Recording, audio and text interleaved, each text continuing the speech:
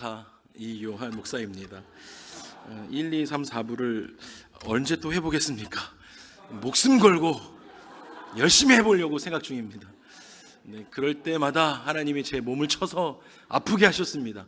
내가 잘할 수 있겠지라고 마음 먹을 때마다 하나님이 저를 아프게 하셨어요. 그래서 주님밖에 없습니다 라는 고백을 할 수 있는 그런 지난 한 주였는데요.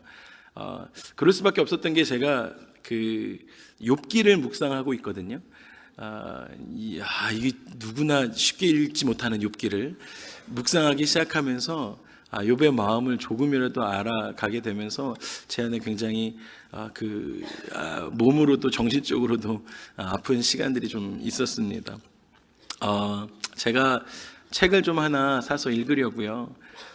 인터넷을 이렇게 설치를 하고 있는데 책 제목이 너무 재밌어가지고요. 제가 사서 읽었거든요.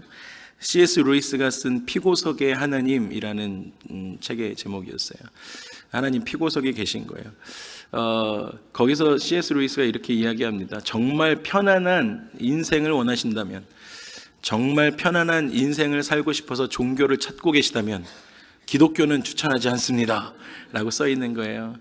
욥을 묵상하는 저에게 아주 딱 맞는 말씀이었습니다. 여러분, 욥기만 읽어도요, 누구에게 기독교 추천하실 수 있으시겠습니까? 전도 대상에게 욥기를 읽어봐라 라고 하실 수 있는 분 누가 있으시겠어요? 없다라는 것이죠. 그런데 사실은, 진실은 예수님의 진리로 삼고 살아가는 사람들에게는 그 마음에 평안함이 있는 것은 사실입니다. 예수님의 진리로 살아가는 사람들 평안함이 있죠. 여러분들 삶 가운데 평안함이 있으십니까? 아멘이시라고 하셨습니다. 저의 예상과는 전혀 다른 아멘을. 왜냐하면 예수님의 진리로, 예수님의 가치로 내가 하늘에서 살아가는 것이 아니라 땅에서 살아가고 있잖아요. 또 우리가 또 특수한 이 지역, 베이 지역, 이 실리콘밸리 안에서 살아가고 있지 않습니까? 하나님과의 가치가 가장 충돌이 많이 되어져 가고 있는 이 땅에 살아가고 있는데, 과연 우리가 하나님이 주신 예수님의 진리로 살아가면서 내 마음에 예수님 모시고 살아가면서 세상에서 살아가면서도 평안할 수 있겠느냐라는 것이에요. 세상에 살아가면서 예수님 손붙들고 살아가는 그 삶, 세상은 너무 빠르게 지나가고 테크의 유행도 너무 빨라가지고 어떡하지 하고 있는데, 이 손 잡고 있는 거 예수님 잠깐만 놨다가 다시 잡으면 안 될까요? 라고 우리가 고민하는 시기는 있지 않느냐라는 것입니다. 예수님 믿고 살아가기 때문에 너의 인생은 세상에 있어도 평안할 거야 라고 개런티할 수 있는 사람이 얼마나 되겠느냐라는 것입니다. 그렇게 고민하고 있는 와중에 청년부 수련회가 계속 준비되어져 가고 있었거든요. 청년 공동체가 수련회를 준비하면서 하나님께서 회복이라는 주제의 마음을 주셨습니다. 그러면서 청년부가 수련회 당일날 가서 하나님의 은혜를 마음껏 누리기 위해서 제가 담당 목사로서 청년들하고 나눌 수 있는 말씀의 기회가 3번이 있었던 거예요. 그래서 하나님, 내가 수련회 전주까지 3번의 말씀을 준비해서 함께 청년들하고 은혜를 나누고 싶은데 하나님 어떠한 말씀을 준비할까요? 라고 했을 때 생각나게 하신 말씀이 욥기서였습니다. 웬만하면 좀 피할 법도 한 욥기를 저에게 생각나게 하셨어요. 웬만하면 사람들이 읽으면서도 남의 일인 양 읽어버리는 그 욥기를 저에게 계속적으로 묵상하게 하셨습니다. 근데 여러분, 중요한 것은요, 여러분 지금 저는 욥기를 가지고 1, 2, 3부를 와서 처음 설교하고 있지만 저에게는 오늘이 욥기 마지막 시리즈라는 것입니다. 여러분들과 저는 입장이 좀 다릅니다. 저는 욥기의 마지막을 시리즈를 설교할 것이고, 여러분들은 제가 전하는 욥기의 첫 번째 시리즈를 듣는 것인데요, 서로 입장은 다르지만 제가 기도했어요. 하나님, 그러면 1, 2, 3부는 좀 다른 말씀 준비하고 시리즈의 마지막인 3번째거든요. 청년공동체가 오늘 욥기를 해야 되는 게, 청년공동체는 오늘 욥기 할까요? 라고 했는데 계속 저에게 다른 마음 안 주시고 욥기에 대한 마음만 계속 주셨던 거예요. 그래서 피차 입장은 다르지만, 여러분과 저의 입장은 좀 다르지만 하나님께서 오늘 욥기를 통해서 저와 여러분들 가운데 주실 은혜들이 있다라고 믿습니다. 그래서 함께 그 욥기를 좀 같이 보고 싶습니다. 어쨌든 분명한 건 이 욥기라는 책이 정말 쉬운 책이 아니다라는 것입니다. 그럼에도 불구하고 하나님께서 욥의 그 여러 가지 고난들, 환난을 주셨음에도 불구하고 결국에는요, 욥이 회복되어졌다라는 것이에요. 욥이 회복되어진 것입니다. 그 놀라운 하나님의 그 회복이 우리 가운데도 있었으면 좋겠습니다. 하나님의 놀라운 은혜 중에 하나가 우리 가운데 늘 회복을 명해 주시는 것이죠. 사실 우리가 살아가면서, 윅데이 살아가면서 하나님을 향한 사랑이 식어질 때도 있습니다. 나에게 고난이 닥쳐올 때, 나에게 어려움이 닥쳐올 때 우리는 하나님을 향한 신뢰가 어느덧 조금씩 사라져가는 것을 느낄 수도 있다는 거예요. 어떤 다른 사람들을 통해서 나에게 시험거리를 던져줬을 때 그것을 내가 어려워함으로써 왜 저러지? 나에게 왜 저렇게 반응하지? 라고 하면서 저러면서도 저 사람 예수 믿는다라고 할 수 있는 거야 라고 하면서 하나님에 대한 사랑과 신뢰도, 하나님과의 관계도 아닌데요, 그 사람 때문에 어려움을 당했음에도 불구하고 하나님을 향해서 내가 가지고 있는 그 신뢰가 식어져 갈 때도 있다라는 것입니다. 그래서 이렇게 생각해요. 우리는 이번에 그 가슴 아픈 이 일들, 나를 좀 화나게 했던 이 일들 때문에 하나님하고의 관계가 어려울 거야, 쉽게 회복되지 않겠어 라고 생각할 때도 있습니다. 때로는 하나님과의 문제도 아닌데 그 사람이 나에게 어렵게 했음에도 불구하고 나는 교회를 좀 방학해야겠어 라고 하면서 혼자 방학을 하나님 앞에 선포하는 일도 있다라는 것입니다. 하나님 당황스러우신 거죠. 내가 뭘 잘못했니? 라고. 그가 그렇게 한 거야? 라고. 그럼에도 불구하고 우리는 하나님에게 우리가 그렇게 표현하는 경우가 있다라는 것이에요. 그런데 중요한 건 무엇입니까? 그럼에도 불구하고 하나님께서 너 왜 이러니? 라고 하면서도 그럼에도 불구하고 낙심하고 어려워하고 그 고난 가운데 고난의 자리로 들어가 있는 그 동굴 깊숙한 곳으로 들어가고 있는 우리의 인생을 향해서 하나님 분명하게 찾아오신다라는 사실입니다. 그리고 우리 가운데 회복을 명하신다라는 사실입니다. 이것이 진리입니다. 욥에게도 동일하게 그렇게 하셨습니다. 그래서 여러분, 회복은요 주님의 책임입니다. 내가 왜 이렇게 회복이 안 되고 있지? 나 어떡하지? 내 책임인가? 라고 생각할 필요 없으세요. 회복의 영역은요 주님의 책임이세요. 그럼 우리의 책임도 있어야 될 것 아니겠습니까?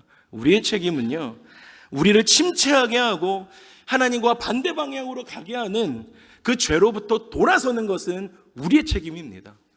우리가 죄로부터 돌아서서 하나님을 바라보기 시작하면 하나님의 책임은 뭐예요? 우리의 삶을 회복시켜 주신다라는 사실입니다. 욥은요, 하나님께서 천사들하고요 사단에게 자랑하고 칭찬했던 사람입니다.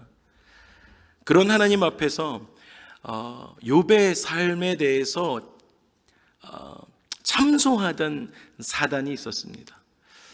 하나님께서는 욥에 대해서 그는 정직한 자다, 그는 하나님을 경외하는 사람이다, 그는 하나님께 온전한 사람이다, 그리고 악에서 떠난 사람이다 라고 이야기합니다. 그랬더니 사단이 와가지고 하나님, 까닭없이 그가 하나님을 예배하고 경외하고 하나님께 정직한 삶을 살고 악에서 떠난 삶을 살겠습니까? 그가 까닭없이 그렇게 하겠습니까?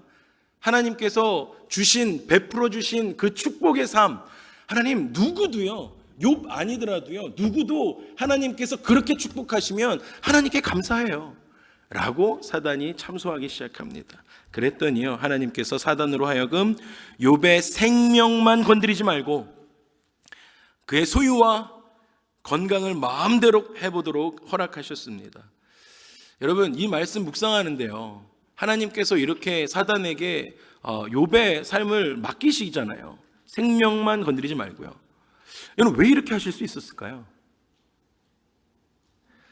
저 안에 하나님께서 가장 첫 번째 주신 마음이요, 내가 욥을 믿었기 때문이야 라는 마음이에요. 여러분, 하나님께서 욥을 믿어주셨어요. 사람이 하나님을 만나서 하나님을 믿게 되는 것도 우리 인생 일대의 가장 큰 축복인데요, 큰 영광인데요, 하나님이 사람의 삶을 믿어주시는 거예요. 하나님께서 사람을 믿어주시는 거예요. 욥의 인생을 믿어주셨다라는 것입니다.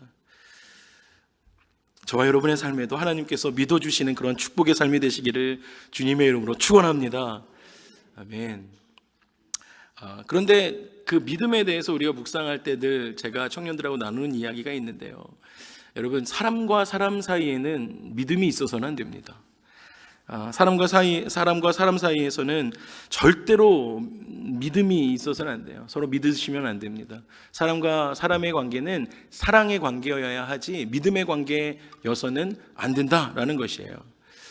옆에 있는 분 믿으시다가는요, 언젠가는 여러분 큰 코 다치실 수 있습니다. 멀쩡하게 옷 입고 앉아 계시지만 이 사람 어떻게 변할지 모릅니다. 여러분 웃으시지만 쉽지 않습니다. 여러분 좀 옆에 계신 분들에게 한번 이렇게 고백해 주세요. 저 믿지 마세요 라고. 네, 자신이 없으시니까 서로 고백을 못 하시는군요. 아무튼 사랑의 관계여야 합니다. 하나님이 우리를 사랑하신 것처럼 우리의 이웃된 우리 좌우에 계신 분들을 사랑하셔야지 믿으시면 안 됩니다. 어쨌든요, 이렇게 돼서요, 사단과 하나님과의 그런 일들이 있고 천상의 회의가 있고 나서요, 욥의 삶의 이유를 알 수 없는 갑작스러운 재난이 다가오기 시작합니다. 끔찍한 재난이 다가오기 시작합니다. 하루아침에 10명의 자녀들이 집이 무너져서 죽습니다. 7명의 아들이 죽었어요. 3명의 너무너무 아름다운 예쁜 딸들이 아침에 다 죽어버립니다.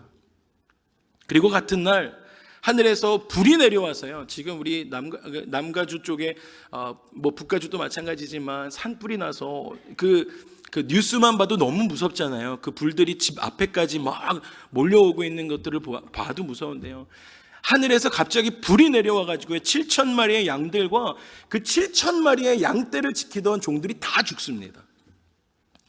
그리고 또 같은 날이에요. 갈대아에서 사람들이 세 갈래로 흩어져서 막 몰려옵니다. 갑자기요.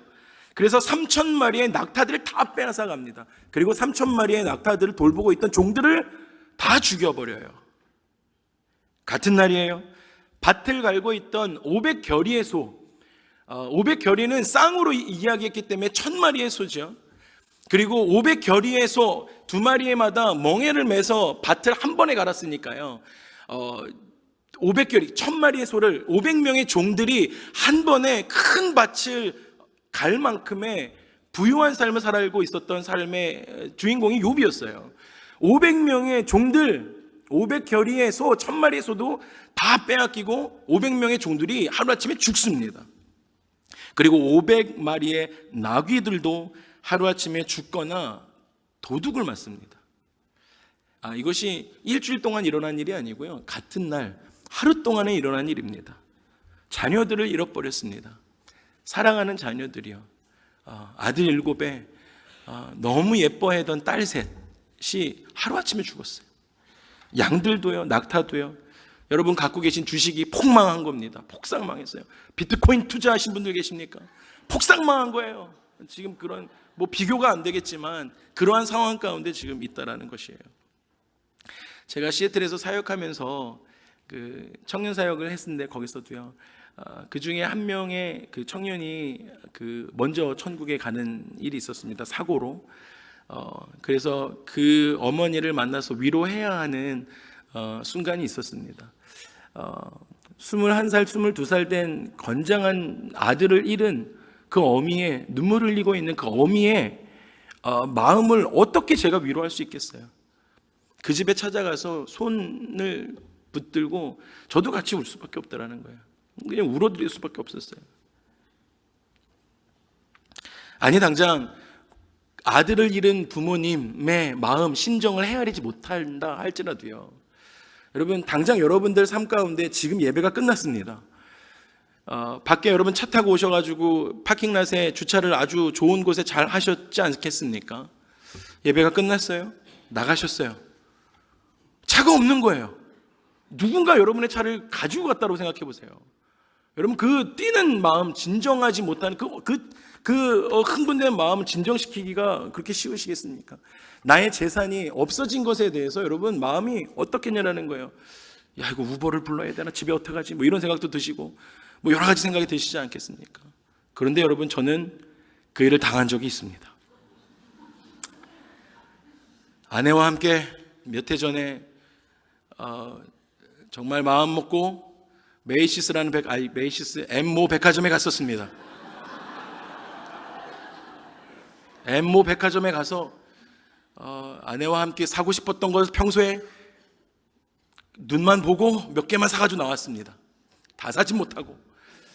그래서 다 사는 것도 또 정죄감이 있어서 나왔어요. 그래서 아이들과 함께 나와서 파킹랏에 왔는데 차가 없는 거예요.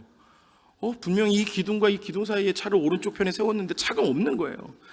그래서 당황하기 시작했습니다. 와, 당장 애들 데리고 집엔 어떻게 가지? 막 난리가 났습니다. 야, 어떤 막 가져간 거야? 욕은 안 했습니다만은 그런 생각이 막 나는 거예요. 막 911에 전화해서 어떻게 이걸 빨리 도난 신고를 해야 되나? 막 난리가 났어요. 제 아내가 아니야 여보 멀리 못 갔을 거야 라고 이야기하는 거예요. 무슨 근거로 그런 이야기를 하는 거예요? 멀리 못 갔을 거야 라는 드라마에나 나오는 대사지. 멀리 못 갔을 거야는 어떻게 우리 자매가 그걸 어떻게 알아요? 근데 그렇게 이야기하면서 저를 위로했어요. 그런데 여러분 차를 찾았습니다. 다른 층에 있었습니다. 제 인생이 그렇죠 뭐. 여러분 차를 잃어버려도요 그 1시간 되게 오랫동안 못 찾았거든요. 그 한층 올라가면 될 걸. 아무튼 저만 당하는 거예요 여러분. 여러분들 있지 않으세요? 2층이 아니었네 그랬는데 아무튼요. 근데 여러분 차만 잃어버려도요 그 1시간이 정말로 마음이 막 쿵쾅쿵쾅 뛰고 난리도 아니잖아요. 아이들과 당장 어떻게 하지 막 이런 생각 들잖아요. 근데 아니 뭐 차를 잃어버리지 않더라도요 여러분 이렇게 주차된 거에 창문 깨고 누가 그 안에 있는 짐만 가져가도 그러한 뛰는 가슴을 진정시키기 어렵지 않습니까? 그런데요 지금 욥에게 제가 지금 설명드렸던 이 일보다 비교할 수 없을 만큼의 일들이 하루아침에 일어났다라는 것입니다. 어찌 해가지고요 그 5명의 종들만 살아가지고 욥의 집에 찾아와서 아뢰기 위해서 오지요. 집 안에는 아마도 그 집안일을 돌봐주고 있던 몇 명의 종들이 더 있었을 것입니다. 그 종들과 욥의 아내는 그 5명의 종들이 와서 이야기하는 이야기를 듣고 기가 막혀서 입을 벌리고 아무런 이야기도 못했을 것이에요. 그런 상황에 욥이 이렇게 고백합니다. 주신 이도 하나님이시고 가져가신 이도 하나님이십니다 라는 믿음의 고백을 합니다. 그런데 이것에서 끝난 것이 아니었습니다. 하나님의 허락 아래서 사탄은 욥의 온 몸에 악창이 나게 합니다. 종기가 나게 합니다.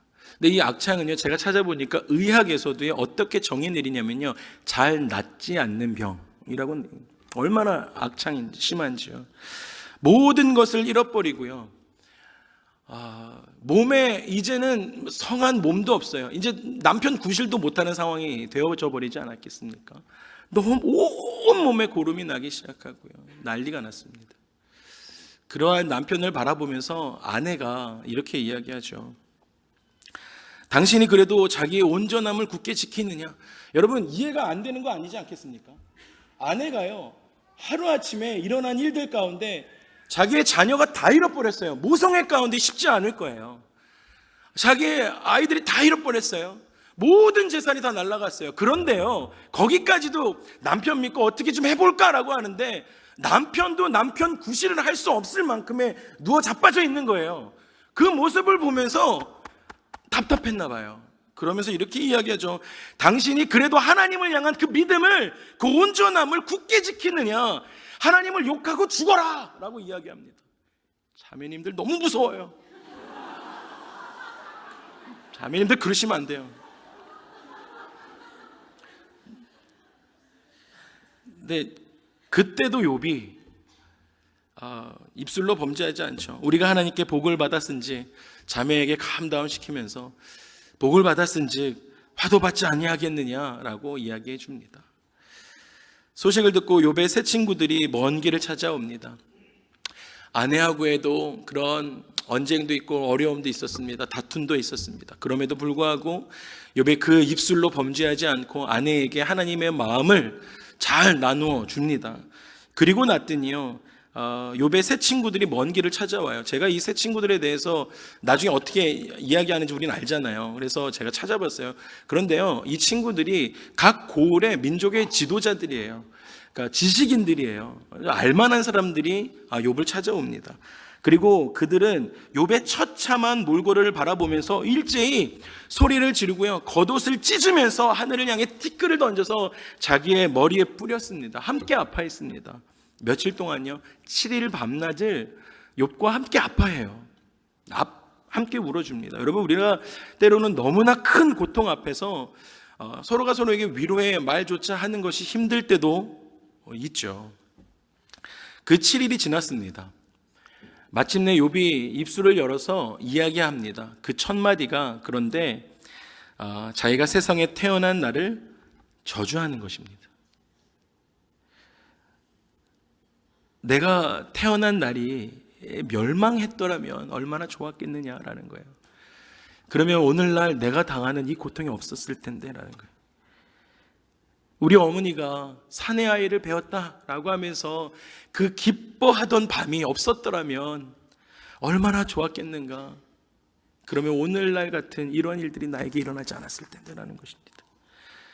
하나님께서 빛을 내지 않으셔서 혹여라도 내가 태어나고 있는데 산파가 나를 잡는데, 나를 태어나게 잡아주는데 하나님이 빛을 내지시 않으시고 너무 어두워서 내가 태어날 때 차라리 사산되었었으면 얼마나 좋았겠는가 라는 것이었어요. 여러분, 우리는 극심한 고통이 때로는 우리로 하여금 자기의 존재를 부정하게 하기도 한다는 거예요. 자기의 삶을 부정해버리는 거예요. 야, 내가 차라리 나지 않았으면 얼마나 좋았겠느냐. 욥의 고통은 자기의 삶을 저주하는 것에서 그 고통의 끝이 아니라 함께 있는 그 친구들의 무정함 때문에 고통이 더해가기 시작합니다. 위로하러 온 인간들인데요, 위로가 안 되는 거예요. 새 친구들이 번갈아 가면서 욥을 질책하기 시작하죠. 욥기 4장 3절에서 5절 보니까요, 보라, 전에 네가 여러 사람을 훈계하였고 손이 늘어진 자를 강하게 해주었고 넘어지는 자를 말로 붙들어 주었고 격려해 주었고 무릎이 약한 자를 강하게 세워주었고 이제 이 일이 너에게 이름에 네가 힘들어하고 이 일이 너에게 닥치니까 네가 놀라는구나 라고 이야기합니다. 여러분, 이게 위로 같아요? 뭐 같아요? 이게 방구 같아요. 이 말도 아니고 이상하죠. 여러분, 이 말씀이요, 어떤 사람을 우리가 위로하러 갔다가요, 어떤 사람이 인생의 수렁에 빠져 있는데요, 공경에 빠져 있는데요, 어떤 사람이 자기의 온 삶의 수치스러움이 만천하에 드러난 거예요. 그래서 여러분들이 가셔가지고 여러분의 이야기로, 여러분의 언어로 하는 말이 그에게 더 큰 상처가 될 수 있다라는 것이에요. 마치 오늘 이 욥의 친구들처럼 말입니다. 예전에는 네가 그렇게 했는데 라고 이야기해 주잖아요. 예전에는 이런 거예요. 예전에는 내가 회사 생활 때문에 너무 어려움을 당해서 형제님이 오셔서 회사 생활은 이렇게 하는 거야, 이렇게 하는 거야 조언해 주시고 함께 손 붙들고 기도해 주셨을 때 제가 참 힘이 많이 됐는데 지금은 형제님이 회사 때문에 어려워하고 계시는군요 라고 이야기하는 거예요. 이게 위로가 됩니까, 이 사람한테? 자녀 문제 때문에 내가 너무 어려움을 당하고 있는데 자녀가 속 썩여가지고 어떻게 해야 되지? 너무 어려워하고 있는데 우리 한 자매님이 오셔가지고 뜻대로 되는 게 없죠. 그 자식 참 잘 안 되죠. 함께 기도해 드릴게요 하고 기도해 주셨을 때 자매님, 우리 아이들 다 잘 됐는데 지금 자매님 아이들이 참 힘드시군요 이렇게 얘기해 주는 거예요. 아니, 그게요, 지금 이 자매님한테 위로가 되겠냐는 거예요. 근데 욥의 세 친구들이 지금 욥에게 그렇게 이야기해 주는 거예요. 여러분, 근데 여기서 그치지 않았어요. 내 경외함이 너의 자랑이 아니더냐 이렇게 이야기해요. 여러분, 욥은요 하나님을 악에서 떠나서 하나님을 경외하는 자였잖아요. 그러니까 그 고을에 있던 사람들이 욥의 믿음을 다 알고 있었어요. 그래서 그것에 대해서 모르겠어요. 욥의 친구들이 비꼬았는지 모르겠는데 봐봐요. 너의 경외함이 너의 자랑이 아니더냐, 너의 삶의 자랑이 아니었더냐, 너의 소망이 너의 온전한 길이 아니었더냐, 하나님을 향한 너의 삶의 소망이 너의 삶의 온전함이 아니었더냐, 생각해봐라. 그런데 욥 잘 생각해봐라. 너 맨날 그렇게 이야기하고 살았는데 너 잘 생각해봐라. 뭐라고 이야기하냐면요, 죄 없이 망한 자가 누구냐, 죄 없이 망한 자가 누구냐, 정직한 자의 끊어짐이 어디 있느냐, 내가 보건대 악을 밭 깔고 독을 뿌리는 자는 그대로 거두나니 다 하나님의 입 가운데 멸망하고 그의 콧김에 사라지느니라 라고 이야기해봐요. 생각해봐라. 야, 죄 없이 망한 사람이 어디 있느냐, 세상의 모든 망한 사람들은 죄 때문에 망한 것 아니냐라고 이야기해요. 욥에게요. 정직한 자의 끊어짐이 어디 있느냐, 정직한 사람의 인생이 끊어지는 거 너 봤냐? 정직하게 하나님을 향해서 정직하게 살아가는 사람의 그 자식들의 대대손손 끊어짐이 있던 것을 네가 봤느냐라고 이야기한다는 것입니다. 그러면서 네가 씨를 뿌릴 때 거기다가 악을 넣고 독을 넣고 뿌렸기 때문에 그대로 거두는 것 아니냐라고 욥의 세 친구들이 와서 욥을 참소하고 있다는 것입니다. 욥과 세 친구들의 사이에 날카로운 논쟁이 계속되었습니다. 욥의 친구들은 욥에게 인과응보적인 방법으로 그의 삶을 해석하고, 욥은 자신의 무죄함을 변명하며 친구들의 무정함을 비난했습니다. 이렇게 자신의 죄 없음을 변론하는 것에도 지쳐가기 시작했어요. 사랑하는 아이들 다 잃어버리고 종들도 재산도 다 잃고 몸은 망가질 대로 망가져서 몸이 성한 구석이 하나도 없는데, 설상가상 믿고 있던 친구들이라고는 와가지고 나를 구석에 밀어놓고 마녀 사냥하듯이 죄를 단정해놓고 죄를 결정해놓고 그렇게 하는 상황 속에서 욥의 마음에 이제 조금씩 불만이 나오기 시작합니다. 원망하는 마음이 싹트기 시작했습니다. 더 이상 내가 버틸 수가 없다, 하나님을 향한 원망함이 나타나기 시작했다는 것이에요. 그런데 여러분, 이 원망은요, 이 욥의 원망은 다른 것이 아니었습니다. 욥은 왜 자기의 소유를 다 하나님 가져가셨습니까? 라고 원망하지 않았습니다. 욥은요, 하나님을 향해서 하나님, 왜 죄 없는 우리 아이들을 다 그렇게 데려가셨습니까? 라고 원망하지 않았다는 거예요. 하나님, 나의 몸에 이 아픔이 무엇입니까? 원망하지 않았습니다. 하나님, 이런 고통들을 주시고 계실 때 하나님 어디 계십니까? 라고 말하지 않았습니다. 욥은요, 하나님의 살아계심을 의심하지 않았습니다. 욥은 하나님의 선하심과 인자하심을, 내가 적어도 나에게 일어나는 모든 삶은 하나님의 주권 아래 있습니다, 하나님이 하시는 일이십니다, 하나님의 주권 아래 있기 때문에 나에게 일어나는 모든 일은 하나님의 선하심과 인자하심 안에 있습니다 라고 믿고 있었다는 것입니다.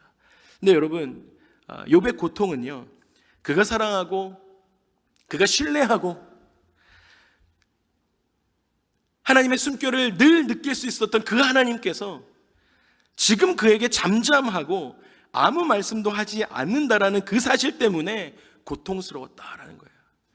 하나님이 아무 말씀 안 하시니까요, 이 벌어진 사건에 대해서 그것 때문에 어려워하고 있습니다. 그것 때문에 하나님께 울부짖고 있습니다. 갑자기 찾아온, 갑자기 하나님과 나하고의 관계가 단절된 것 같이 느껴지는 그 적막함 때문에 욥이 고통당하고 있다는 것이.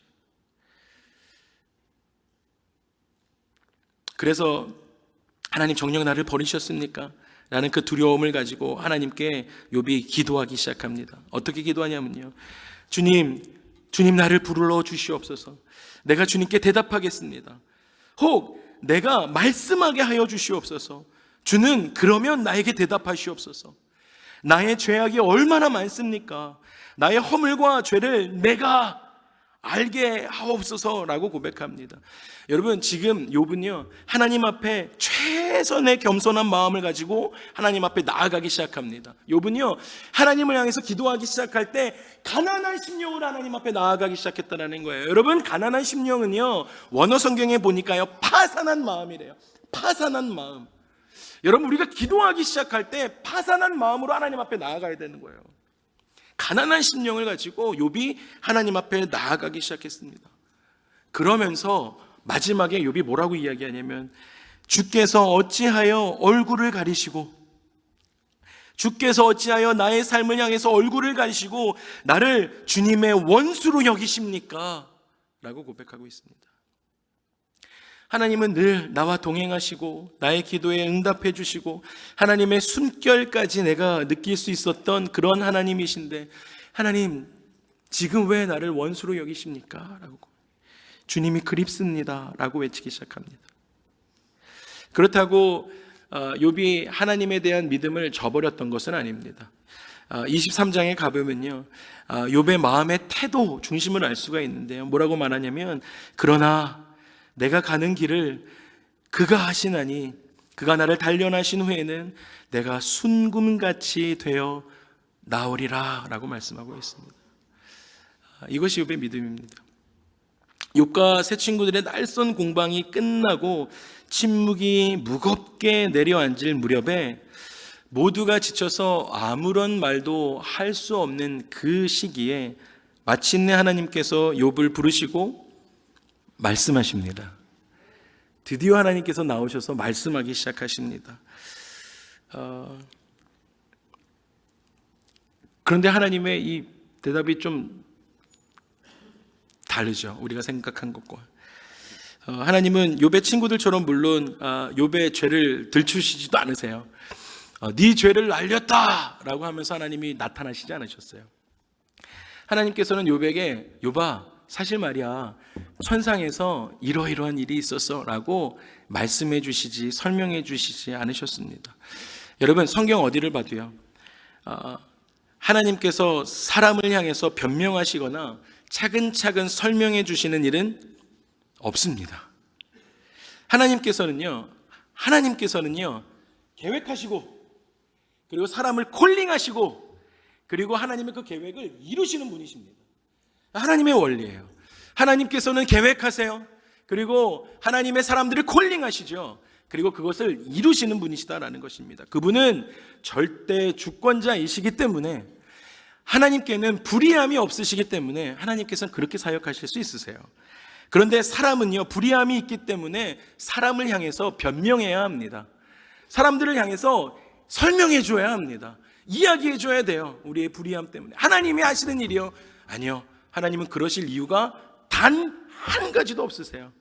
불의함이 없으시기 때문에. 하나님은 의로운 분이시기 때문에, 하나님이 하시는 일은 의로운 일이시기 때문에 그것에 대해서 구차하게 설명하고 변명하실 필요가 하나님 입장에서는 없다라는 것이에요. 하나님께서 욥에게 나타나셔서 고난 중에 하나님에 대한 믿음을 잘 지켰다라고 칭찬하지 않으십니다. 얼마나 고통스러웠니? 위로하지 않으십니다. 하나님의 대답은 욥과 그의 친구들의 기대에 벗어난 것이었어요. 그러면서 우선 하나님은 욥에게 질문하시면서 대답해라 라고 말씀하십니다. 38장 3절에 보니까요, 너는 대장부처럼 허리를 묶고 내가 내게 묻는 것을 대답할지니라 라고 말씀하십니다. 제가 이 욥기를 묵상하면서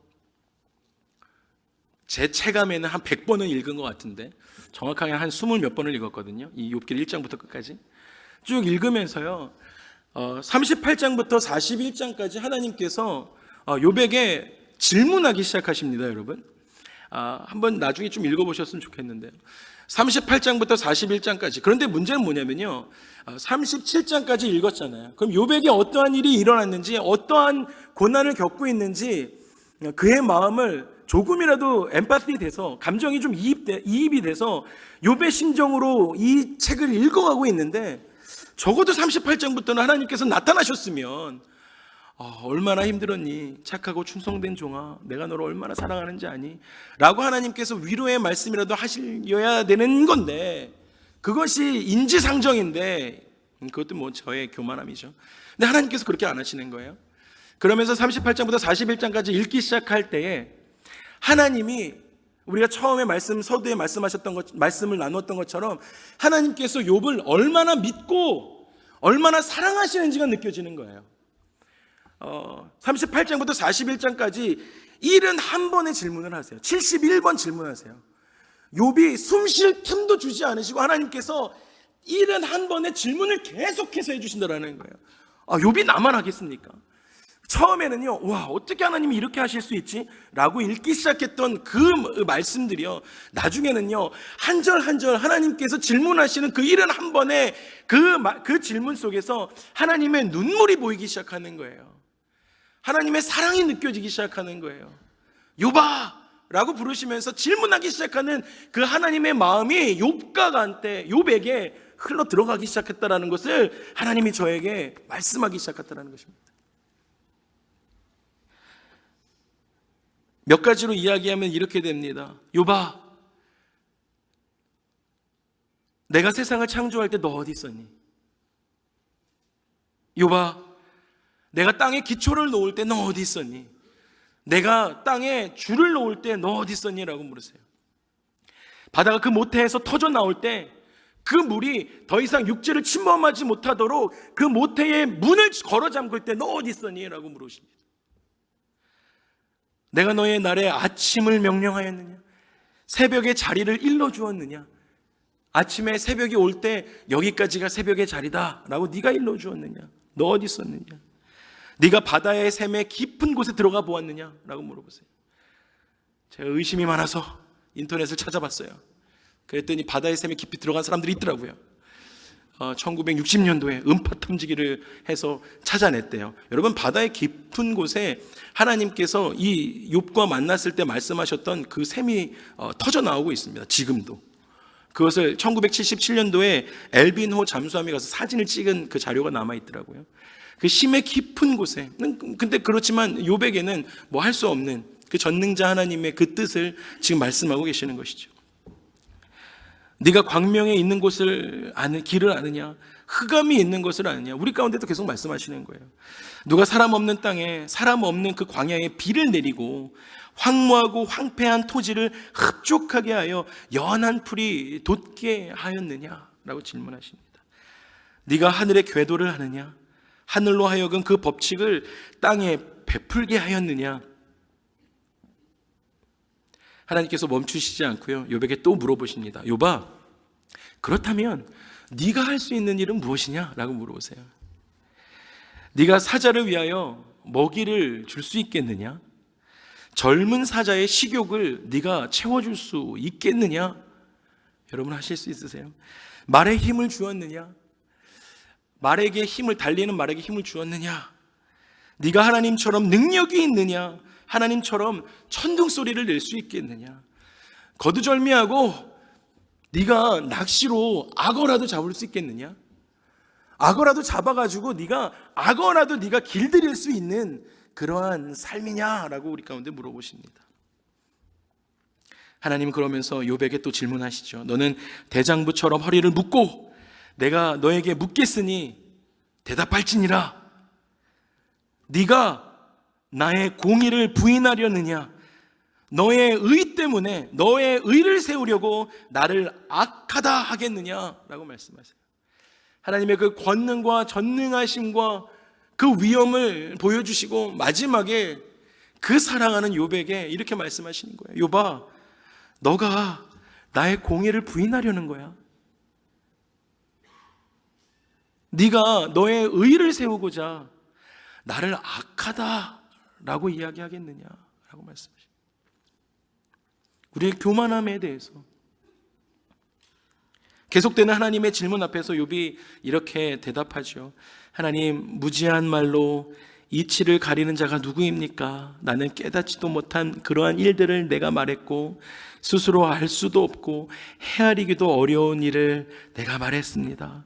내가 주께 대하여 귀로 듣기만 했었는데 이제는 눈으로 주를 배움나이다 라고 고백합니다. 말씀을 좀 마무리하고 싶습니다. 사랑하는 성도 여러분, 우리 가운데요, 우리의 삶에 욥이 당하는 고난이 똑같이 일어나지는 않을 것입니다. 안심하십시오. 그런 일은 없습니다. 그런데요, 생각해 보면요, 저와 여러분의 삶에 일어나는 어떠한 고통이 있으십니까? 어려움이 있으십니까? 고난이 있으십니까? 언제나 내가 당하는 고통이 세상에서 가장 큰 일이고 가장 큰 고난이라는 사실이에요. 그래서 우리에게도 같은 그 고난을 조금이라도 느낄 수는 있을 것입니다. 그럴 때 우리가 그 고난 중에서 욥처럼 이야기하죠. 하나님 어디 계십니까? 라고 우리가 울부짖습니다. 하나님, 내가 하나님 계신 건 알겠습니다. 계신 건 알겠는데 왜 대답하시지 않으십니까? 하나님, 내가 당하는 이 고난 가운데 하나님 어디 계셨어요?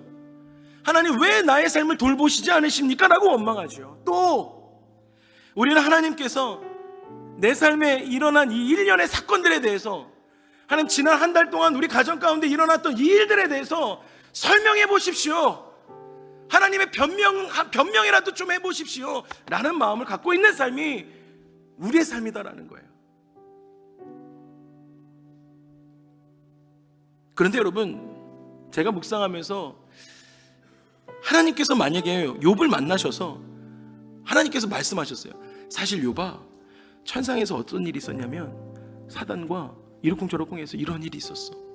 그래서 너의 자녀들과 너가 이렇게 된 거야 라고 이야기했다고 생각해 보자는 거예요. 여러분, 욥이 그 상황을 감당할 수 있었겠습니까? 하나님에 대한 그 신뢰를 그가 감당할 수 있었겠냐라는 거예요.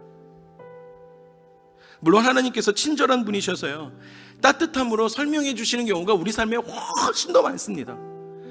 그런데요, 때로는요, 하나님께서 우리에게 밝히실 수 없는 심오한 뜻을 가진 고통이, 삶의 비밀이 있다라는 거예요. 누구를 위해서요? 나를 위해서요. 누구를 위해서요? 욥을 위해서요. 욥을 사랑하시고 믿으시니까요, 그러실 수가 없는 거예요. 이야기하실 수가 없는 거예요. 하나님의 마음, 71번의 질문을 쉴 새 없이 쏟아내시는 그 하나님의 마음. 욥아, 하나님께서 하나님의 사람들을 만나는 방법은 늘 동일해요. 여러분, 우리가 가진 이 문제 가지고, 이 문제 바라보면서 우리가 하나님 앞에 나아가잖아요. 흥분해서 나아가잖아요. 그런데요, 하나님의 그 놀라우신 권위 앞에, 하나님의 그 놀라우신 위엄 앞에, 천지를 지으신 그 주권자 앞에 하나님께서는 우리의 삶을 무릎 꿇게 하신다는 것입니다. 그것이 겸손이에요. 거기선 우리는 부복해야 합니다. 그리고 들어야 돼요.